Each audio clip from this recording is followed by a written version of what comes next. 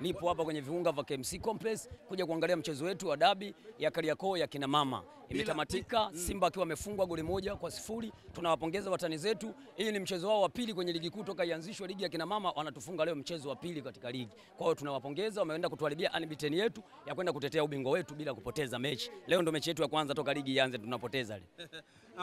Tumeshuhudia leo hii mkicheza na Yanga na mkipoteza, lakini tunashuhudia Edna Lema akiweza kuitengeneza kwa kipekee timu yake ya Yanga Princess na anakuwa mpinzani sahihi wa Simba. Nini hasa unataka kumwambia Edna Lema Molinyo?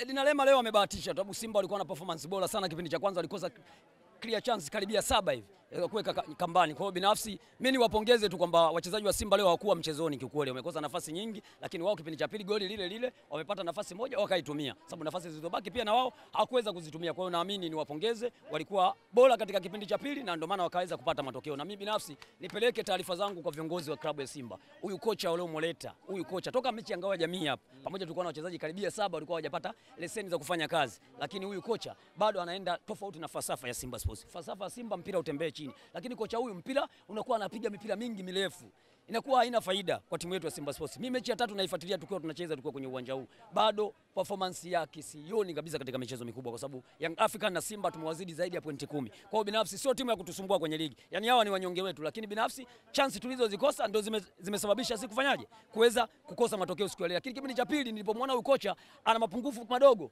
alipoenda kumtoa beki wetu kule Kijuba, sawa, anamuingiza beki. Timu ishapoteza game, unatoaje beki kati timu inaonekana imekata kwenye kiungo? Badilisha kiungo, ongeza watu nguvu, tukapata matokeo, kwa sababu timu imeshapoteza. Unaingizaje beki? Unaingiza beki kulinda, tayari nishapata matokeo. Matokeo hauna, unaingiza beki. Kwa hiyo binafsi benchi la ufundi haliko sawa sawa sana. Mimi naamini viongozi wa Simba watakuwa mumulike ukocha kwa jicho la tatu. Toka amemwacha yule Mkomwa yule ambaye ndo alitupeleka yule msimu kadhaa nyuma, yule alikuwa kocha mzuri sababu mpira ulikuwa unatembea. Hata Juma Mgunda alipokuwepo mpira ulikuwa unatembea. Lakini kocha huyu anapiga sana back pass. Mipira haieleweki. Sio mipira yetu, hii mipira nyuma mwiko hii ya kupiga butubutu. Sio mpira wetu. Ndio maana walipopata lile goli nikaona hapa kutafuta goli si la kuchomoa. Tufanye kazi sana kwa sababu sio mpira wetu. Kama mpira unapigwa chini unatembea, burudani tungeiona. Tukuenjoy. Shukrani sana. Asante sana.